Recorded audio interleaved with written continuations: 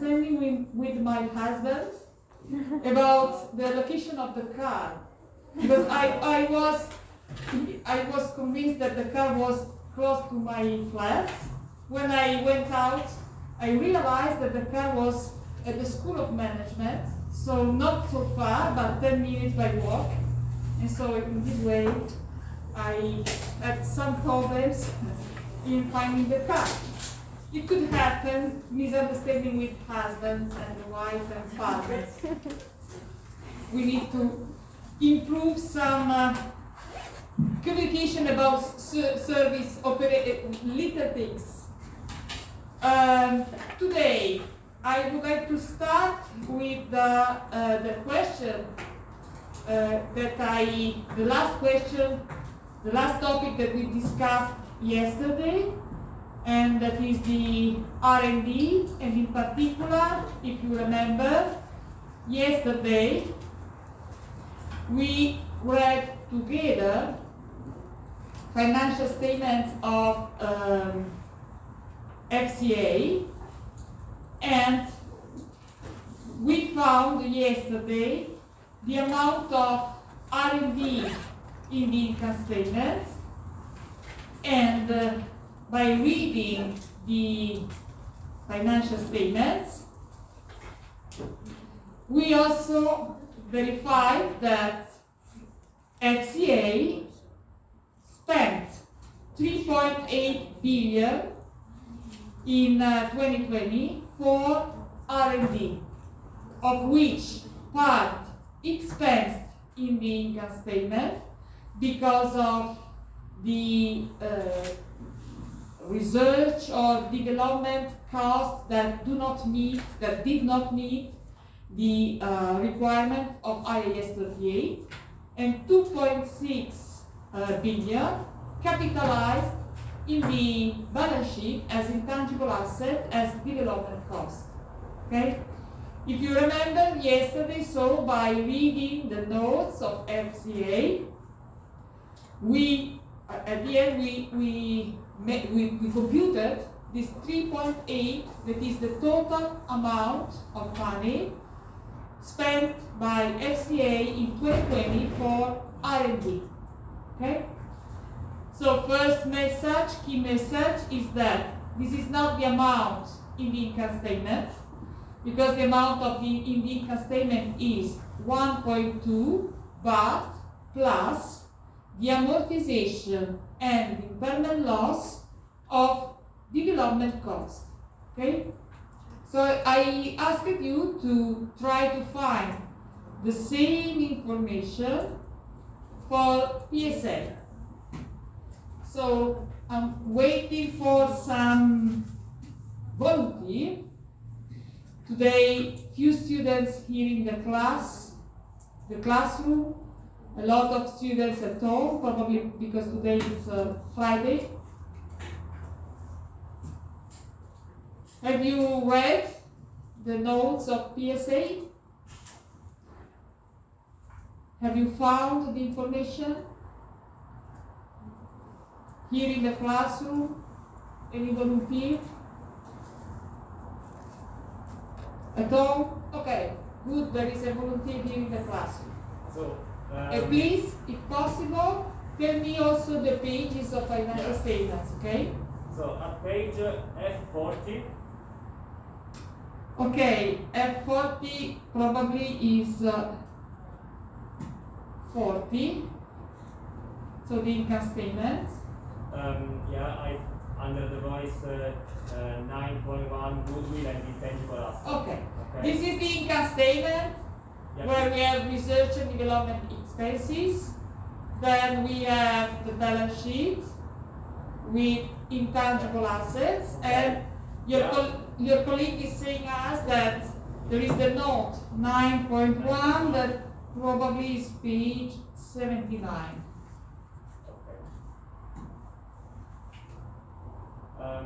On the line purchases addiction, on the column development expenditure, I read 1.862 billion.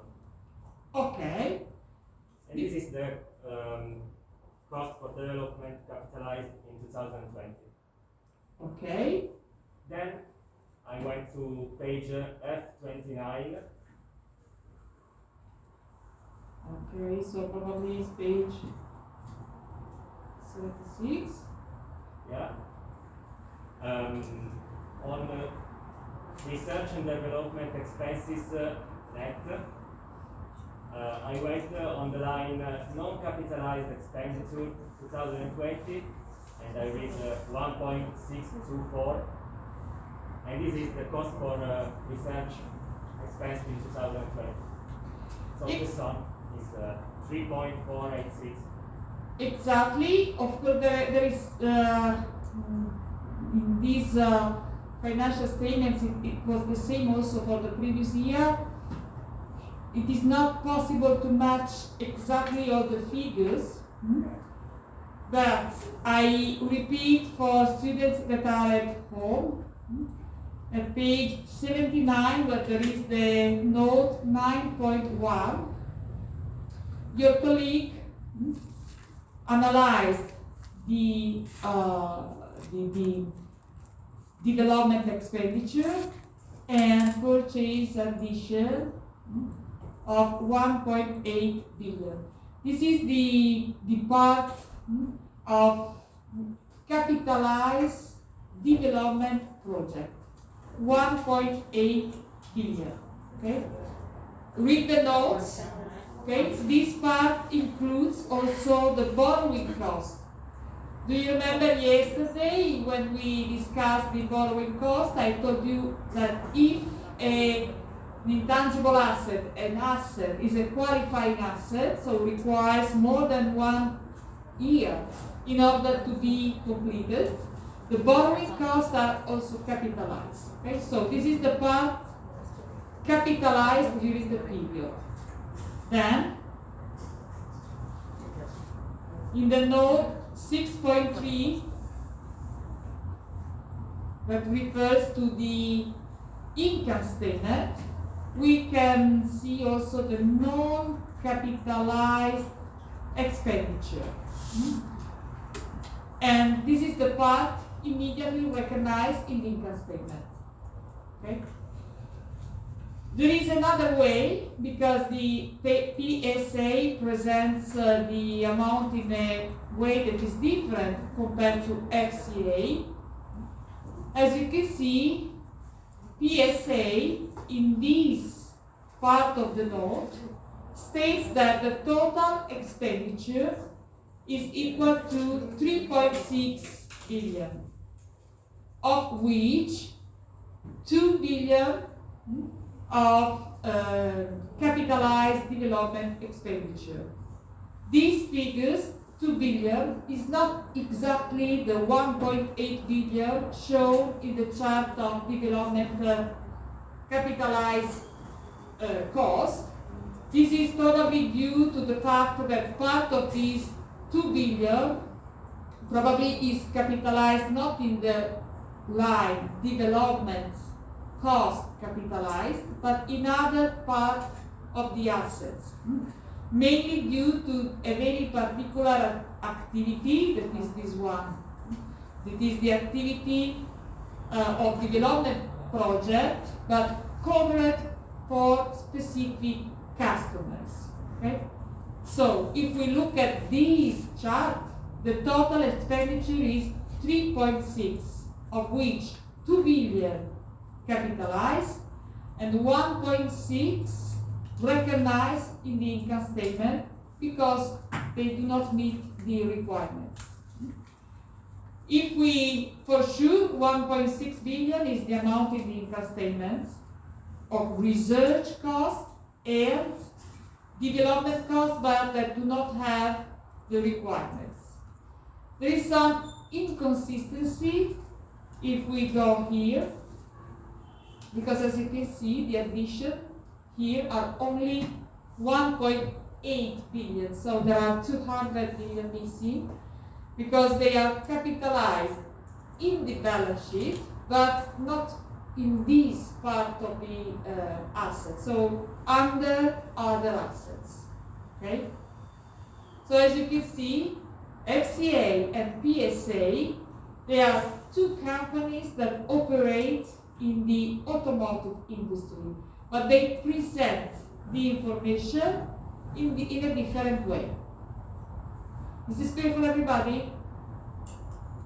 And if I go back to the income statement,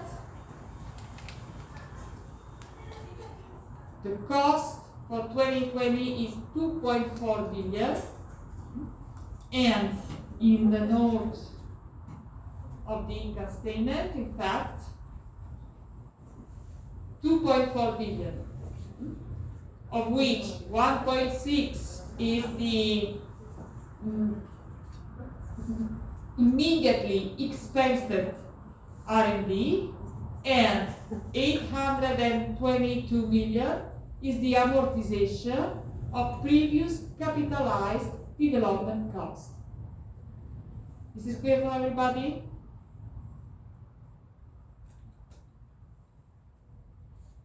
And if you don't have any questions, I would like to highlight two things. First, that in the income statement,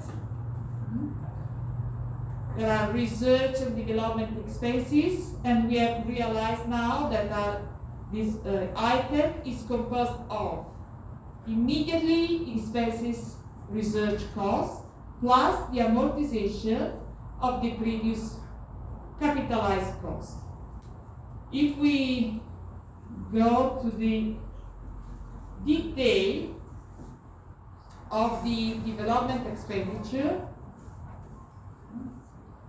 look, they use depreciation instead of amortization, but it's the same. This is the table that explains us the changes in the carrying amount of development expenditure.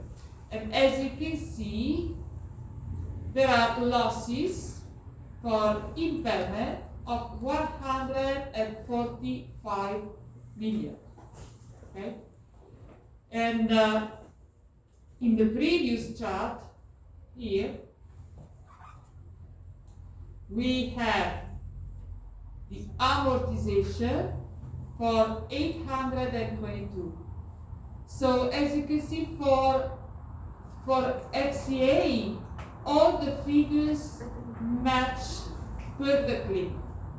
For PSA, it's not exactly the same because some amortization, some depreciation are presented in other part of the balance sheet and, of the income statement.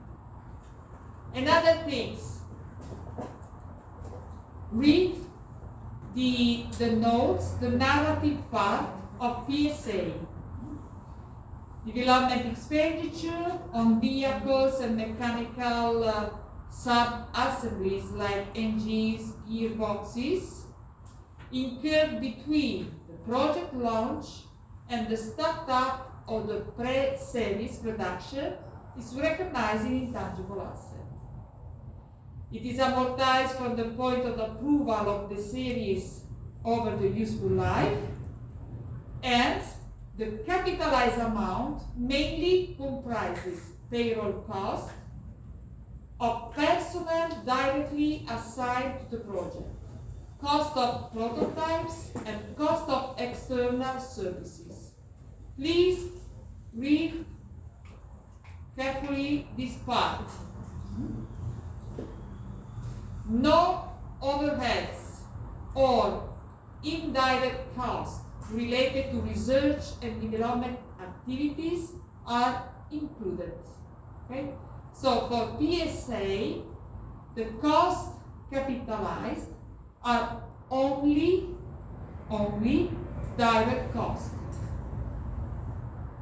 If we compare PSA to FCA, this is what we read yesterday. We consolidated the notes, and there is the back of the note here dedicated to the explanation of the development expenditure capitalized. Read this sentence again.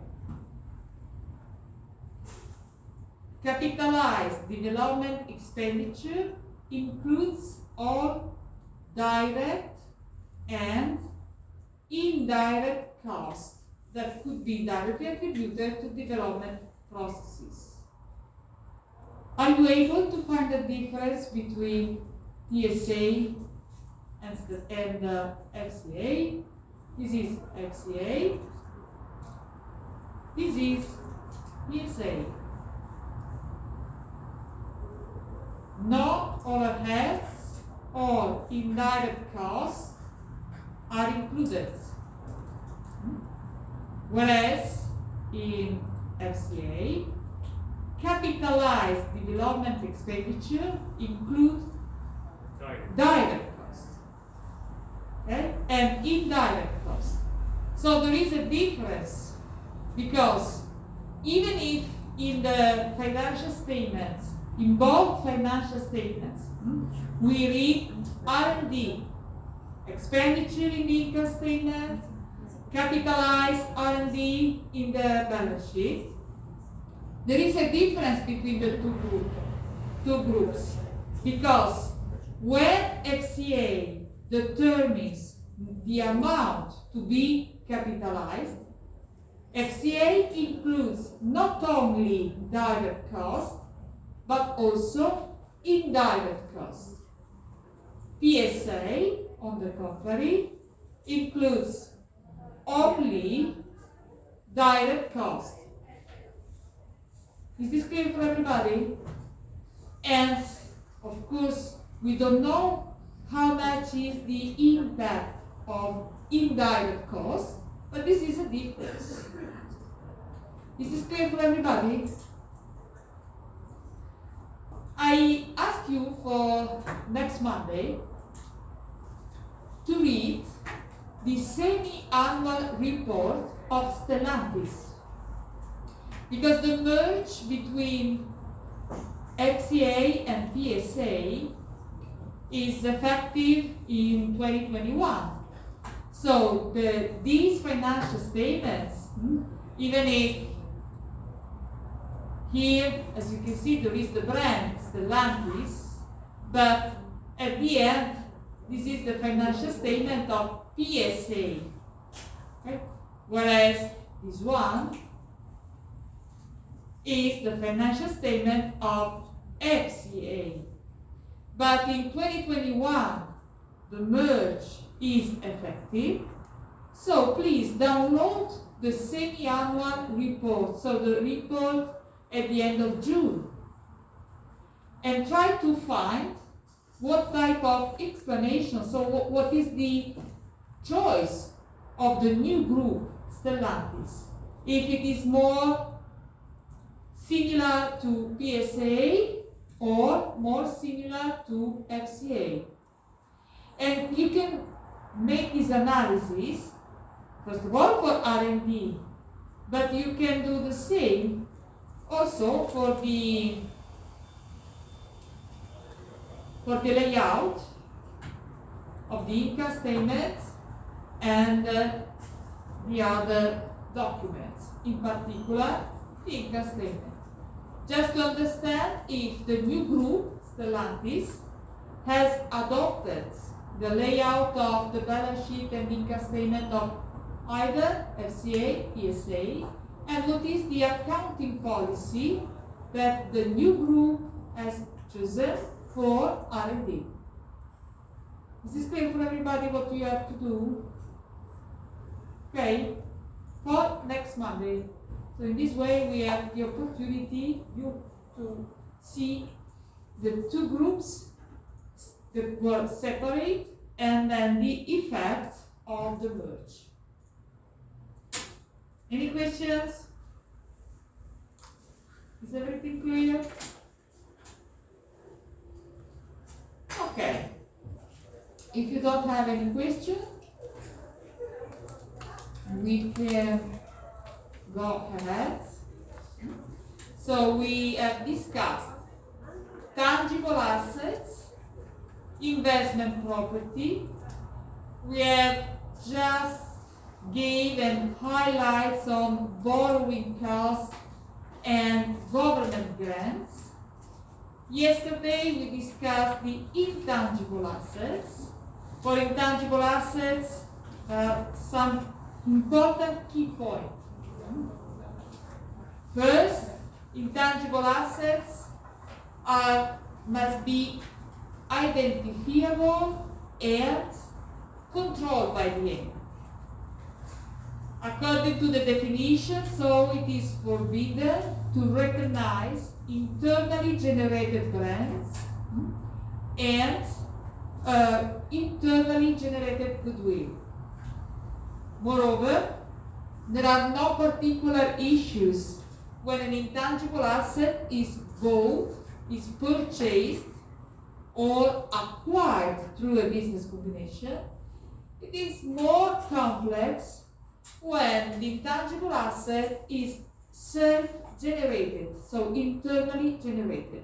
And so there is a distinction between cost incurred in the research phase and cost incurred in the development phase. Now, we have to analyze, first of all, the impairment test of assets. The impairment test is a very important procedure that is applied to intangible asset, tangible asset, goodwill, and other assets. Now we focus mainly on tangible and intangible assets, but the mechanism is exactly the same also for goodwill and other intangible assets. Impairment test, the objective of the impairment test is to verify if the carrying amount of some types of assets are still recoverable. So the impairment test is a test in order to verify that the recoverable amount of the asset is still higher than its carrying amount. Keep in mind that the carrying amount of assets, that is the historical cost, minus the accumulated depreciation. This is the carrying amount or net carrying amount. At the end means the residual investment in that specific asset, development cost or property or plant or whatever. Okay? If a company makes an investment, of course, the objective of the company is to recover this investment. This test, the objective of this test is to verify that the expected recoverable amount is higher than the carrying amount. If it is higher, no particular problems. The carrying amount is maintained. Keep in mind that here we are using the cost model. Okay? Cost model. So the impairment test is not used in order to reevaluate the asset.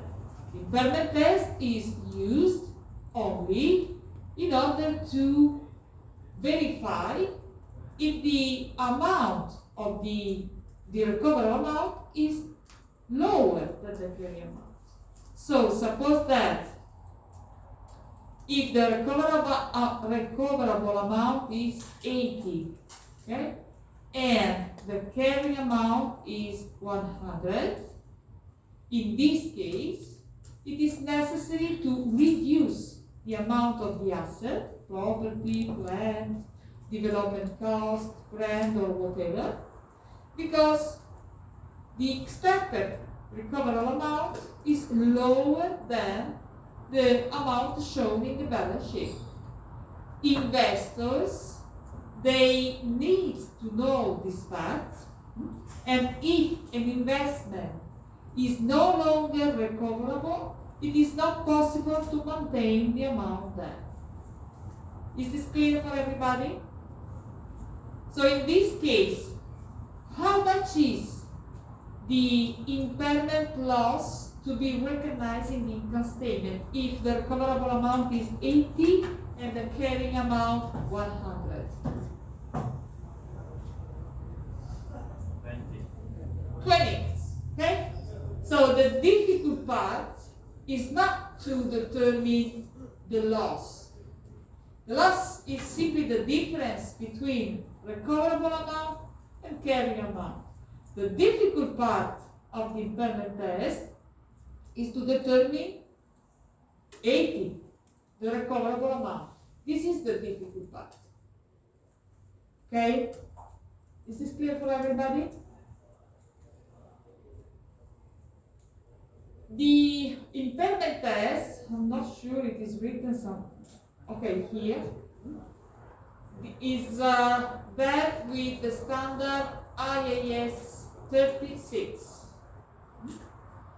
And in this slide, we can see the assets that are within the scope of IAS 36. Please add here in the assets that are within the scope also the right of use asset. Okay? The right of use asset, if you remember, they derive from leases. We are going to discuss leases in, I don't know if today or Monday. Okay, next Monday. Right of use assets are an asset similar to tangible and intangible assets. So they are within the scope of IAS 36. They must be tested for impairment. So, Professor, I have a question. I want to ask what is recoverable amount? I kindly ask you to wait for some minutes, okay?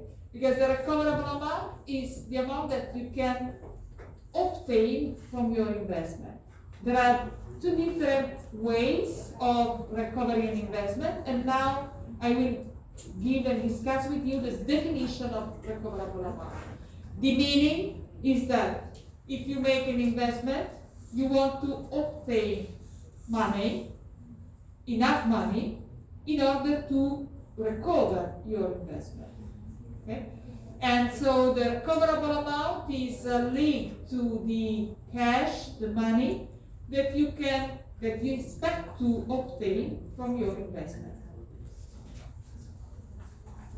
Within the scope, so intangible assets, tangible assets, goodwill. We will discuss in detail the goodwill when we discuss the business combination, but goodwill is an asset and it is within the scope. And then I allow you to make the question. There is this particular word, cash generating unit. Cash generating unit, again, we are going to define it in a few minutes, but in a very simple way. In most of the cases, the impairment test is not conducted having regard a single asset, a machinery, for example. Because in most of the cases, in order to generate cash, the company needs to use more than one asset: software, brands, machinery, plant, and so on. So the cash generating unit, or CGU, okay, is just a group of assets. And in a few minutes we will discuss more in detail the cash generating unit. Okay, so I wanted to ask on recoverable amount. So what you're saying basically is it is the difference between the initial investment and the profit. No, the recoverable amount is not, now, in few minutes we will discuss more in detail the definition of recoverable amount. But the recoverable amount is the money that you expect to produce from your investment. Okay? So if you invest in a plant, for example, the plant is used in order to produce products. Products are sold. You collect money from the sales. Of course, this is just the gross amount of money. You need to consider also the outflows for suppliers, employees, and so on. So the recoverable amount of a machinery is mainly related to the capability of the machinery to generate cash flows in the future. Okay? But now we will discuss more in detail.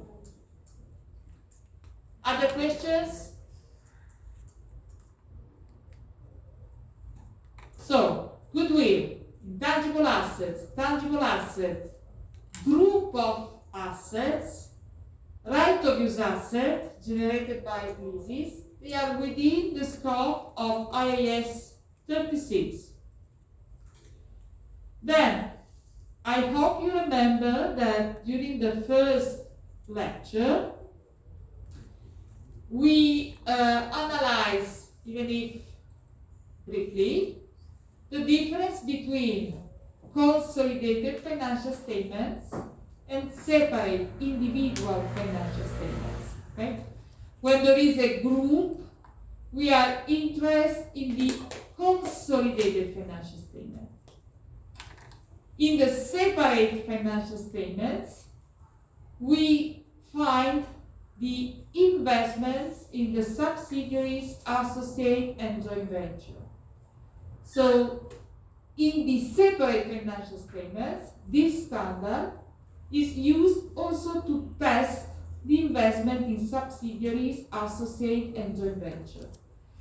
In the consolidated financial statement, it doesn't matter, because keep in mind that if we are preparing or reading a consolidated financial statement, we are considering the group as only a single big legal entity. And we will find some exercise, we will do some exercises on the consolidated financial statement. So we are not interested in this course in this part, okay? Because we do not focus on the separate financial statements. Our focus is on the consolidated financial statements. So, goodwill, intangible asset, tangible asset, group of assets, and the right of use assets. Okay? There are a lot of assets that are outside the scope of IAS 36, simply because the specific standards prescribes specific ways of testing the recoverability of the asset. So, inventories, financial assets, biological assets, and other particular assets, they are out of the scope because there are specific standards, like for example for financial asset, IFRS 9, specific standards that state how to determine the recoverable amount for financial assets. As you can imagine, it's not the same computing the recoverable amount for a plant or computing the recoverable amount for an investment in securities. It's completely different. Okay? Here, today, we focus on plant, property, software, brands, goodwill, and so on. Definition. And so we start to analyze a little bit more in depth this important stuff. First of all, the carrying amount. The carrying amount is the amount in the balance sheet.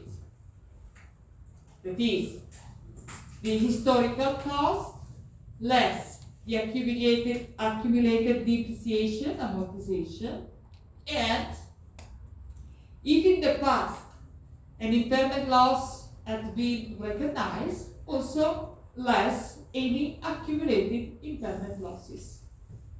Is this clear? So carrying amount or net carrying amount, it is the same. Then the standards uses carrying amount, and this is the right appropriate word, but in accounting language, sometimes instead of carrying amount, we use also book value. Okay? Book value because, of course, this is the amount recognized in the accounting books. Is it clear? So, the standard uses carrying amount, and we use carrying amount. But you can, if you talk with someone about this topic, maybe the other person can use book value. Book value and carrying amount is the same. Book value because it's the value in the book, in the accounting books. Recoverable amount. It is the amount of money that the company can obtain from the investment. There are two ways of obtaining money from an investment. First one, we can sell the asset. We can sell the brand. We can sell the plant. We can sell, I don't know, software or whatever. If we sell the asset, we expect to obtain the market value. We agree? But in the accounting language, we do not use market value, but fair value. Do you remember the definition of fair value? It's the amount that the company can obtain through the sale of the asset, of course, in a market that is in an ordinary transaction. Okay? So if I have a property, and if I want to verify the recoverable amount of this property, I can evaluate the market value of the property, because if I sell the property, I obtain money in exchange. But pay attention that in most of the cases, in order to sell property, land, machinery, and so on, the company is obliged in incurring in some cost in order to dispose of the asset. Think about a property, a building, with a lot of stuff inside. If you want to sell the building, you need before to clean up the building. And don't think about your flat. Think about big buildings used for example, as for the factory. Okay? So cleaning the type of building, make the clearance of everything, could be costly. Is this clear for everybody?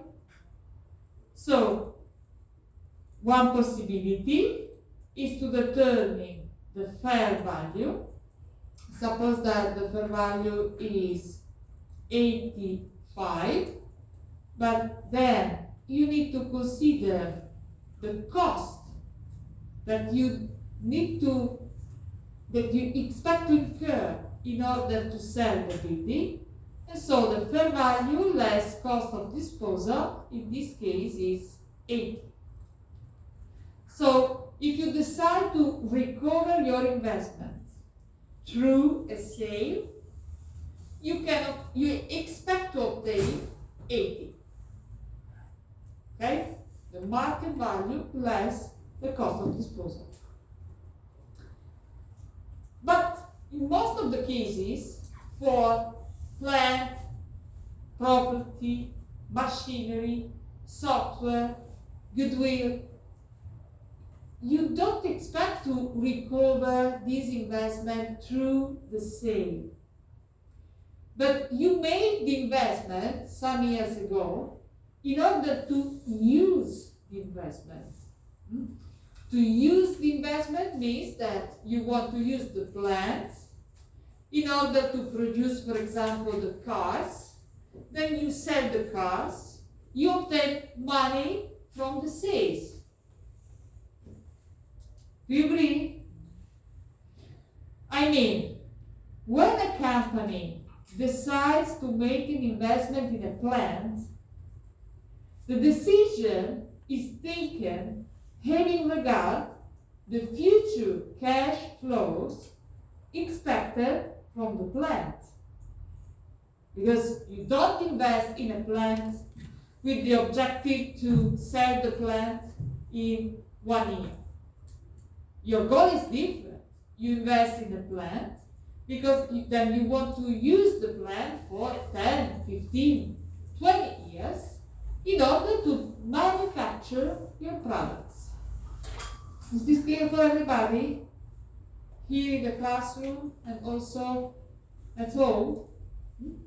So, in most of the cases, the recoverable amount is the value in use. So what you expect to obtain in terms of cash flows from the use of the asset. Read here the definition of value in use. The present value of the future cash flows expected to be derived from an asset. Future cash flows, so the cash flows expected in 1 year, 2 years, 3 years, 4 years. Keep in mind what we discussed some days ago. €1 tomorrow, €1 today is better than €1 tomorrow.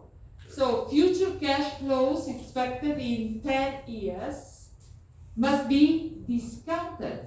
So we need to compute the present value. This is the value use. Okay? So we need to compute we need to estimate all the future cash flows. We make the present value. This is the value used. Suppose the value used is equal to 90. Okay?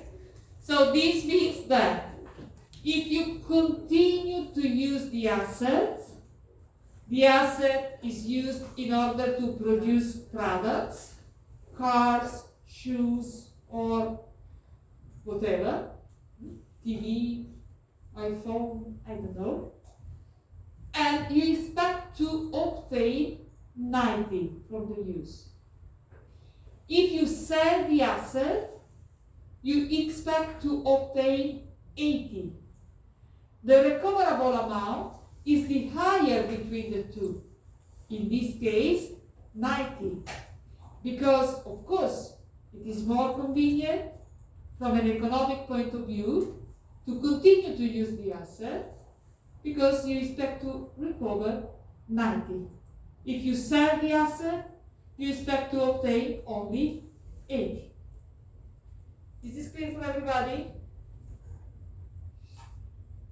Any questions?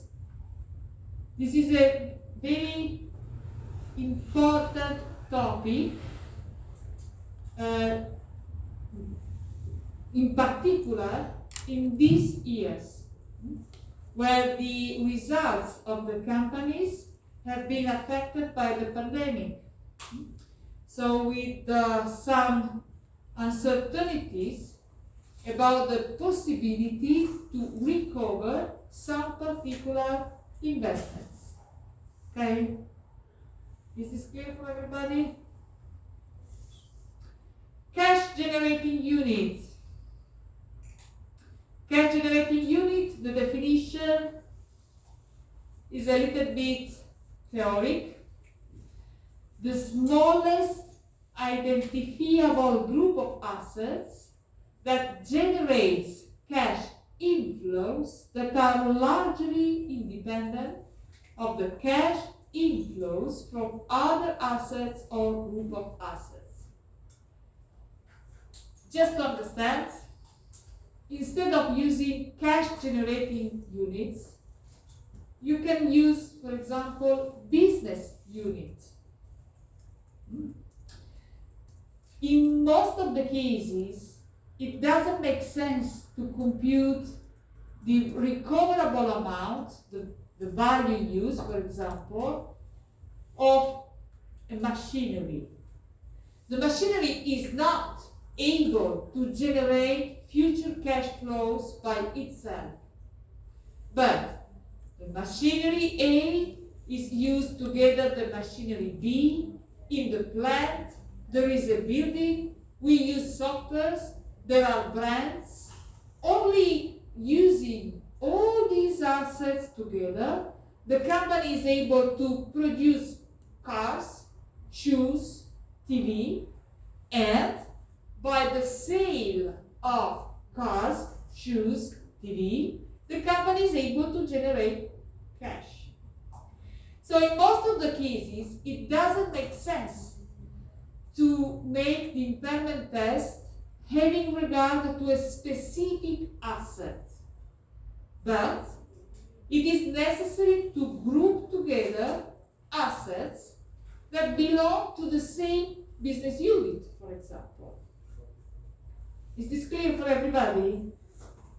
The important message is that only in very particular situations, a single asset, a company has to use just one asset to manufacture its products.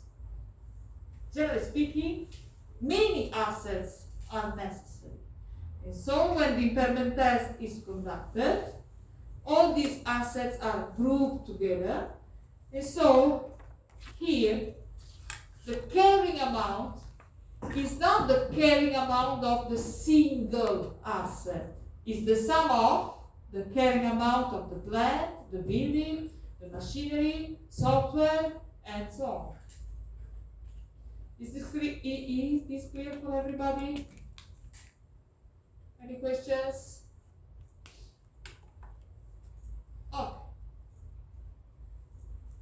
Timing of impairment test. It depends on the type of assets.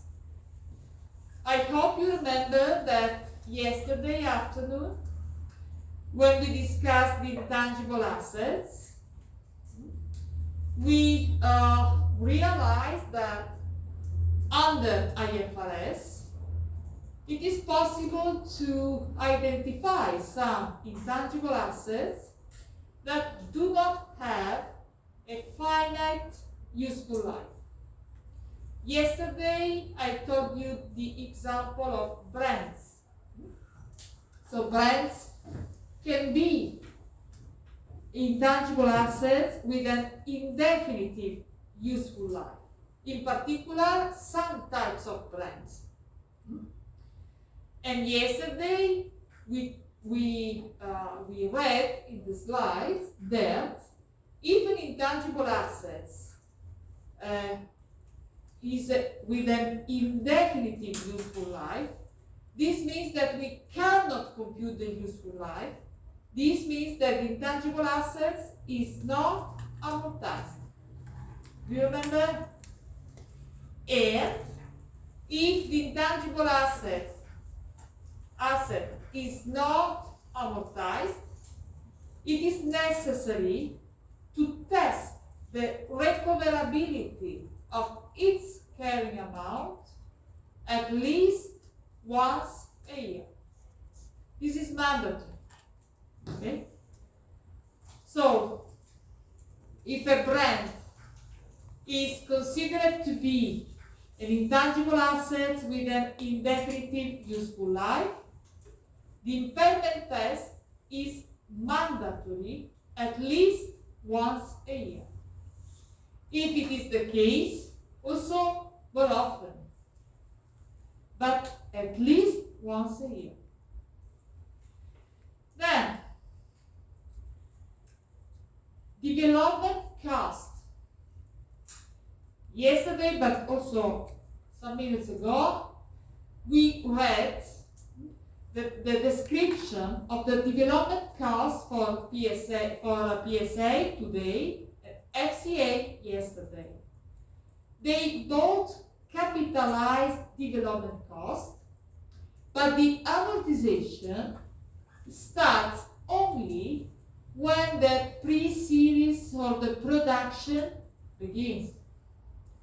So if the project lasts for 1 year and a half, for example, or 2 years, in the balance sheet we have assets, development costs, capitalized in the balance sheet, but if they are not yet available for use, they are not amortized. And so it is mandatory to perform the impairment test at least once a year. Goodwill. Goodwill is not an intangible asset. Goodwill is linked to business combination, but again, goodwill is not amortized.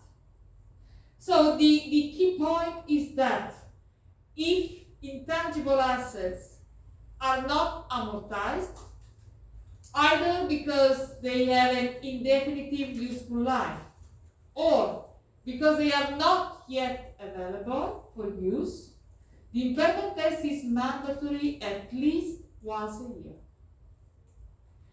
For all the other assets, property, plant, software, development costs available for use, so they are amortized, patents, and so on, the impairment test must be done only when there are indications of possible losses. These indications of possible losses are also called trigger events. Trigger event. So events that are a signal that something is not working as intended. So property, plant, software, patents, they are depreciated. If everything goes well, the depreciation, the amortization, it's enough.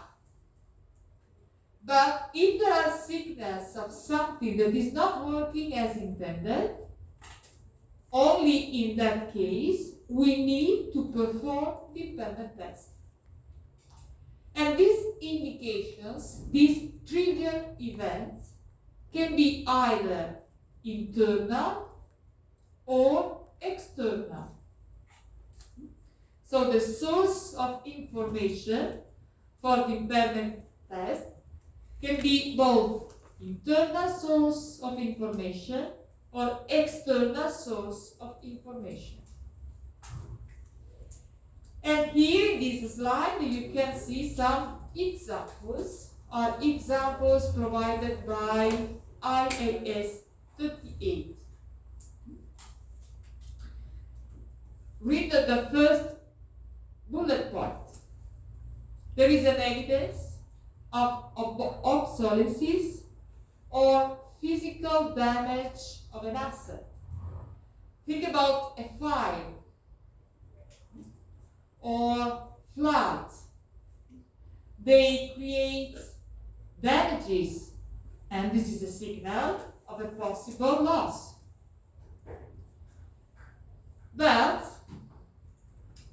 also significant changes that are negatively affect the manner in which the asset is used. For example, if the asset is idle, if there are plans to restructure the operations, plans to dispose of the asset before the expected date, if we reassess the useful life of an asset. So these are all signals that there is something that is not working as intended. But probably the most important internal source of information is the one presented in the last bullet point.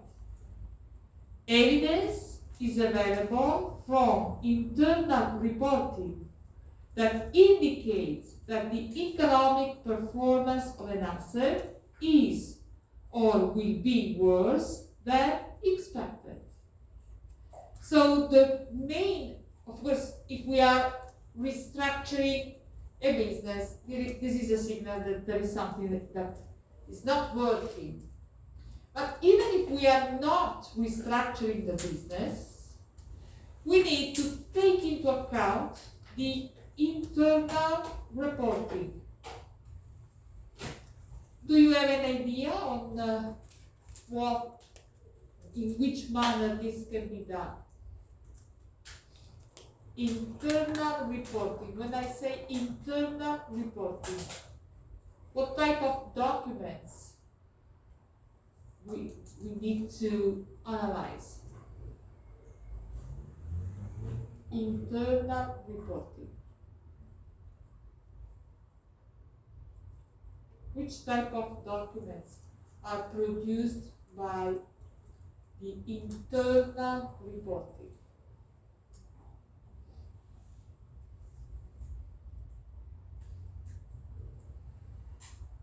Any ideas? What are students that attended? Financial statements. Financial statement is not internal, it's for external purposes, and it's the final results. So the figures in the financial statements are then compared to the figures of internal reporting documents, like, for example, Management report.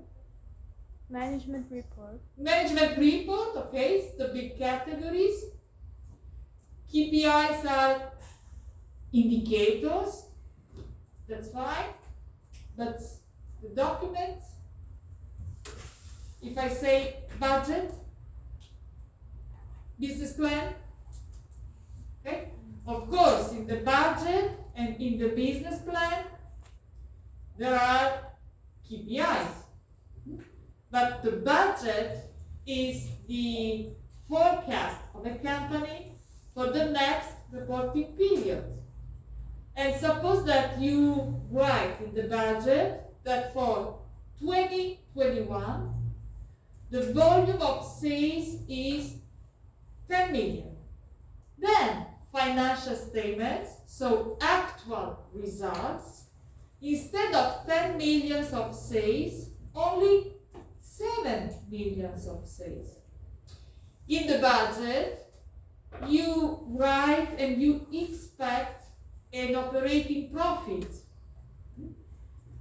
But then, if the actual results shows an operating profit that is lower compared to the one indicated in the budget, this is a signal that there is something that is not working as intended.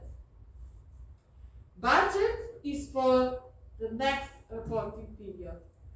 Business plan, the period covered by a business plan is longer, generally speaking from 3 to 5 years. This is an average, of course. So when you, from internal purposes, you prepare documents like budget, business plan. You are defining your objectives in terms of sales, in terms of margins. And if then the actual results shown in the financial statements are very far from the objective, this is a signal that there is something that is not working as intended. Is this clear for everybody? Many years ago, 20 years ago more or less, FCA, at that time it was only Fiat, launched a car. The name of this car was Stilo. When the Fiat decided to launch Stilo, Fiat made all the analysis, and in the budget, in the business plan, the management expected a certain volume of sales of Stilo. Unfortunately for Fiat, the market didn't appreciate so much the Stilo. And so, after 2 years of sales, it was clear that the volume, the actual volumes, were lower and lower compared to the expected volume included in the budget and the business plan. Signal that there is something that is not working as intended. Okay? This is clear? These are internal sources of information. External sources of information. For some assets, it is possible to observe the value of the specific assets. This is typically for property, for example, if there is a decline in the prices of buildings. But it is more interesting, the second bullet point. Significant changes with adverse effects that have taken place during the period or that will take place in the near future in the technological, market, economic, legal environment in which the entity operates or in the market to which an asset is dedicated. Could you please give me some example of technological, market, economic, legal changes that are negatively affecting certain type of industries?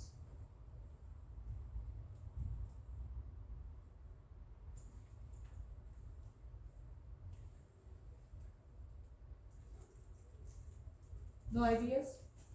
The pandemic. Pandemic, for example. Transition to electric cars. Pandemic is a situation that has affected some type of industry negatively and with big losses. Think about all the retailers, okay? Not Auchan and Carrefour, but retailers like Moncler or other companies like this, that of course if the shops were closed, it was impossible for them to sell. But for the automotive industry, the electric car, the diesel scandal, and so all the negative reputation of diesel engine, this has affected in a very bad way the automotive industry. The expectation, for example, for the diesel engine. Nowadays it's very, very difficult for automotive, for car car makers to sell cars with diesel engine. The electric engine and all the discussion around the other type of fuel is negatively affecting the automotive cars, the automotive industry. Is this clear for everybody? The transition to sustainable source of energy. This is a very good thing, of course. But if your name is Eni, or Total, or Shell, as you can imagine, this has a negative impact on your expected future cash flows. The decision to eliminate the plastic from some type of tools, or for example, it is not possible to use the plastic for dishes and so on. Very good for the environment. But if you think about the company that produces these type of tools or stuff that use plastic, of course this is a negative impact if they are not able to convert their plant in something else. Is this clear for everybody? So it is very, very important to understand if there are some changes in the environment of the company, technological, market, economic, legal, and so on. Another example. Suppose you are a pharmaceutical company. You discover a certain drug and you protect the drug with a patent. You are very happy that there is a protection for 10 years and you projected a certain level of volume of sales. But 3 years after the launch of your product, your competitor discovered another drug, so without any infringement of the patent, that is able to solve the same problems but in a better way. Your patent is still there, is still valid, but now there is another product that is better than yours, and so your volumes of sales probably now it is not possible to obtain the projected, the expected sales. This is another signal. In this case, you are obliged to put in place the impairment test for the patent. The patent was initially amortized over 10 years, but now, after 3 years, there is a technological change or market change in this case, negative change, and you have to test if you are still able to recover your investment. Okay? Then I skip the third bullet point and I want to focus on the last bullet point. The carrying amount of the net assets of the entity is more than its market capitalization. Before going ahead, I would like to find another word for net assets. What is the synonymous of net assets?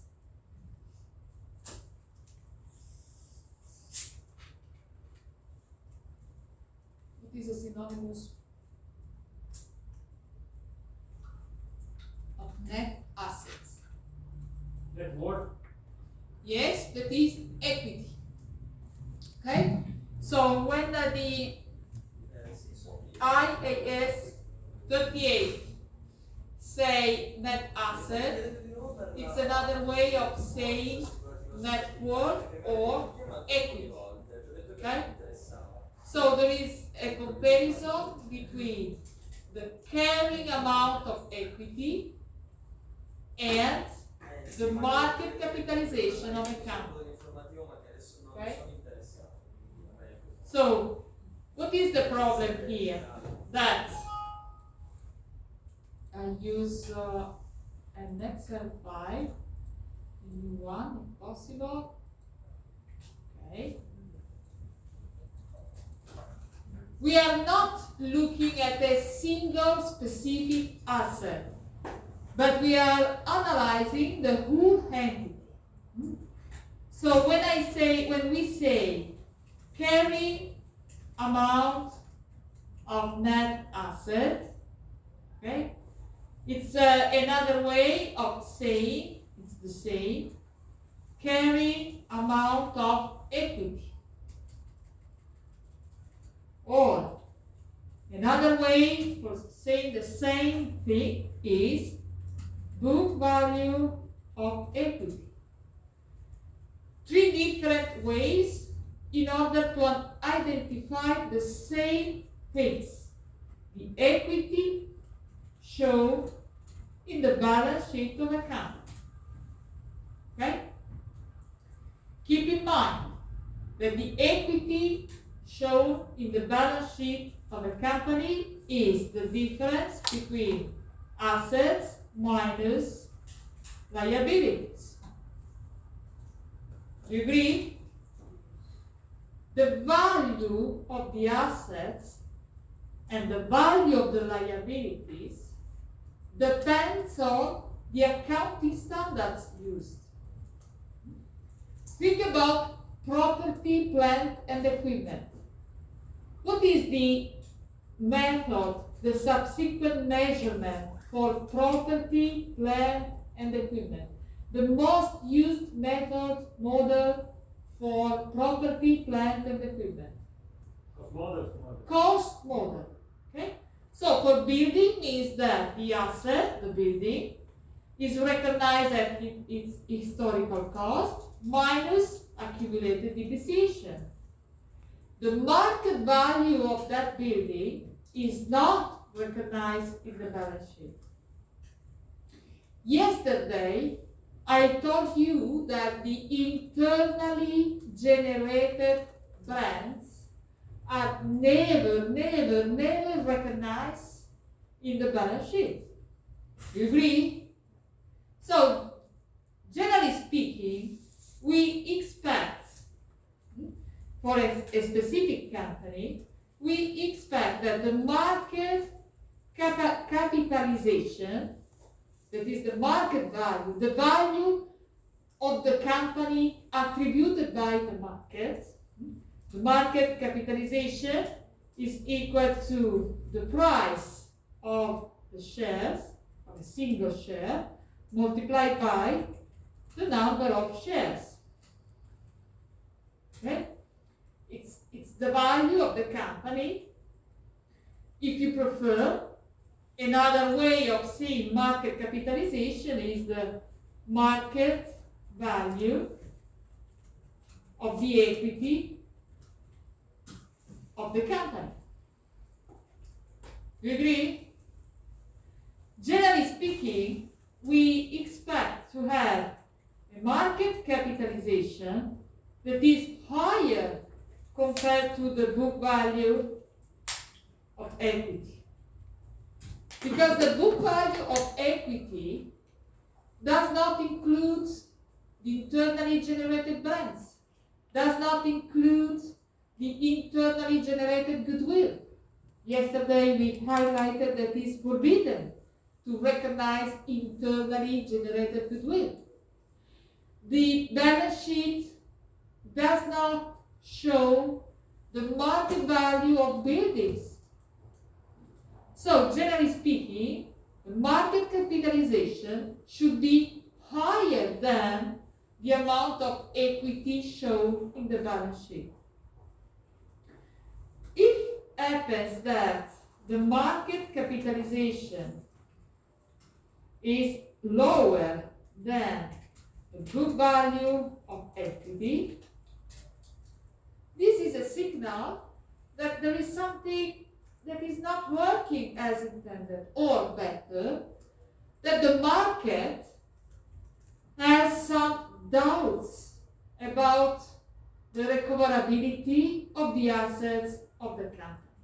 Because it is strange, very strange, having a market capitalization lower than the book value. Of course, it could happen, for example, in March 2020, immediately after the beginning of the pandemic, there was a drop in the price of the shares, but this was a general drop for all the companies. But then there will be a recovery. Okay? But when there is such a situation for a very specific company, this is a problem.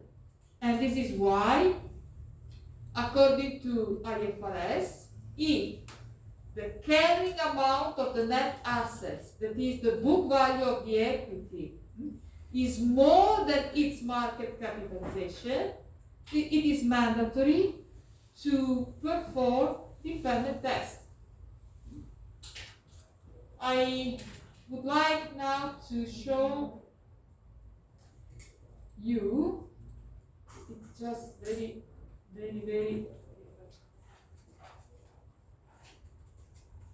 okay. This is the website of the Italian Stock Exchange. Okay. And English, please.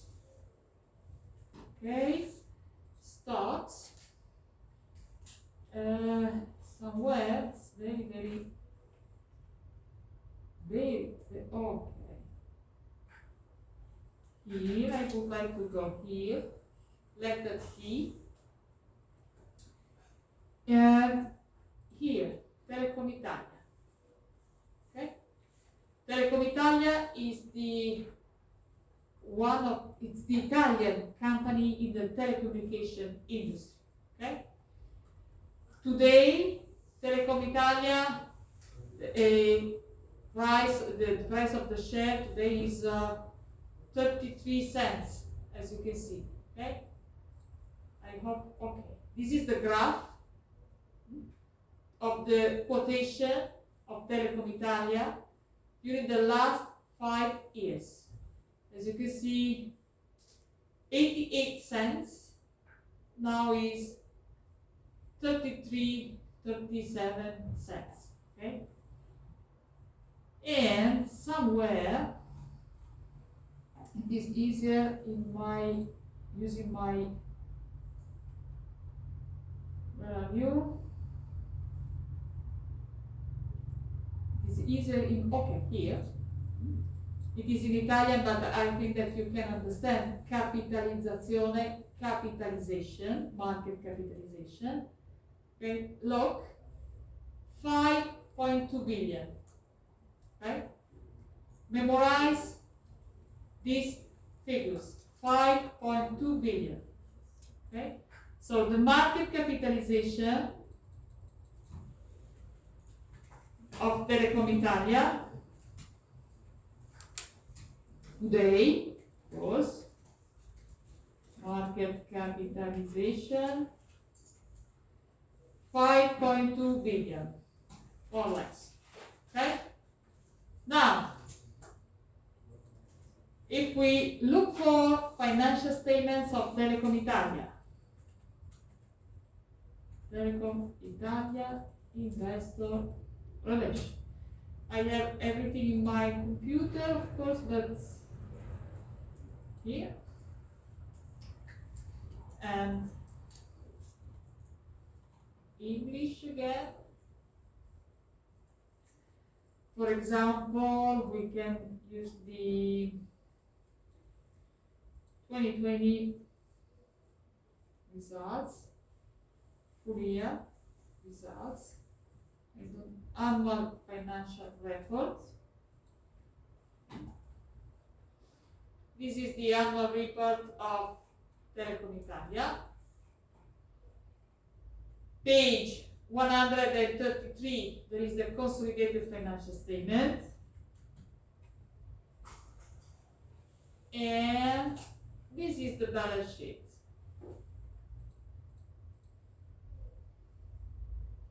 Could you read? The amount of the figures are in millions. Okay? Equity, total equity. Please read the amount. How much is the total equity of Telecom Italia at the end of 2020? 28 billion euros. 28.8 billion euros. So, book value of equity 28.8. There is a big difference, a huge difference. And this difference is there probably from since 10 years, 12 years, more or less, something like this. Okay? This means that for the market, the value of Telecom Italia is 5.2 billion, but in the balance sheet, the equity has a value of 20.8 billion. So this means that Telecom Italia is obliged to do the impairment test at the end of each reporting period, because there is a signal, a big signal, a huge signal, there is something strange. You agree? And if we look at the asset side, look, non-current asset, here there is a huge amount of goodwill. And this is without problem one. This is why there is a so big difference.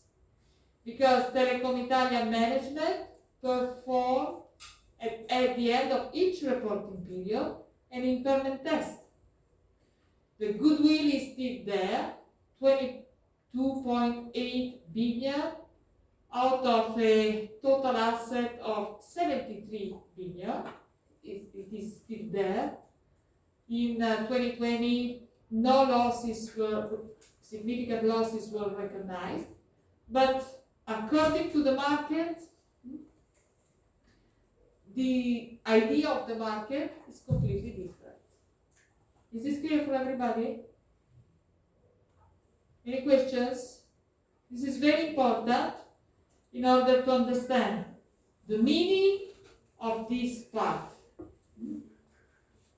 The carry amount of the equity is more than its market capitalization, 28.8 billion compared to 5.2. That's true. 5.2 is the capitalization now at the end of December, but at the end of September. But at the end of December, the difference was the same. Is this clear for everybody? And in particular, also the meaning of all these requirements. Any questions? Okay, so before having a break, just some few things about the cash generating unit. Here there is the definition. What I would like to highlight is the fact that the identification of the cash generating units depends on how the business is conducted and how the business is controlled by the management. Okay? Of course, if there is an active market for the products, this is a signal that there is a separate business unit, a separate cash generating unit. But what is important, the way the management control the business. For example, if the management controls the business having regard to the geographical area, this means that the cash generating unit are the geographical areas. If the management controls and monitors the business according to, for example, the car models, so the cash generating units are the car model. Or in case of FCA, the control is done according to the different platforms used in order to manufacture the car, taking into account also the geographical areas. So I cannot tell you how the way the cash generating units are presented, because it depends on the single company and how the single company monitors, controls the business. So what I would like to highlight, okay, is the strong connection between the definition of cash generating unit and the internal reporting, the managerial control. They are strictly related. It doesn't make sense to define the cash generating unit only for the impairment test purposes. It doesn't make sense. Cash generating unit must reflect the way the management, so the board of directors, controls the activity. Okay? In the chat, there is a question from Viola. Now, Telecom Italia is not obliged to impair, to devaluate the amount of its assets.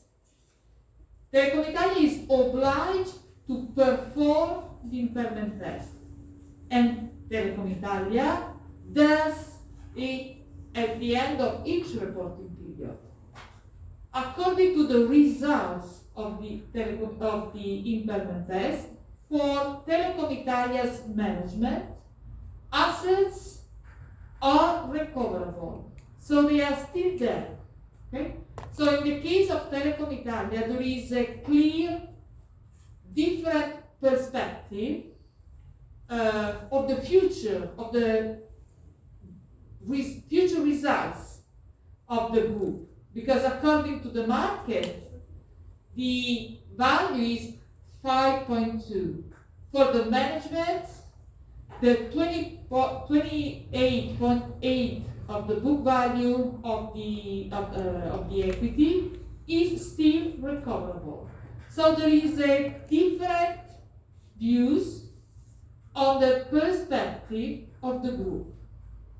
But a company is not obliged to impair, to recognize the losses if the market capitalization is below its equity.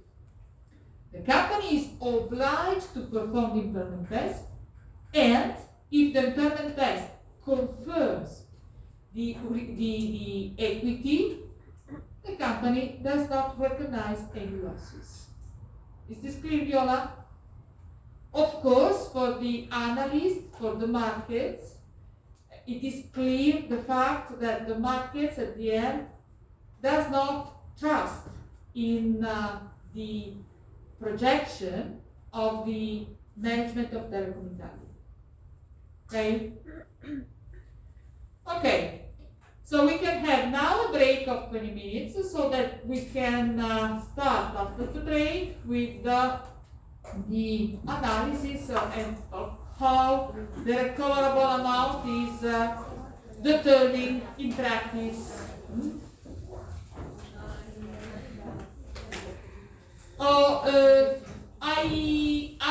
I sent an email to a group, if I'm not wrong, the group 15. I don't know if there are some components of the group 15 here in the classroom or connected. because there is a colleague of yours that is looking for a group. I realize that there is a group that is formed by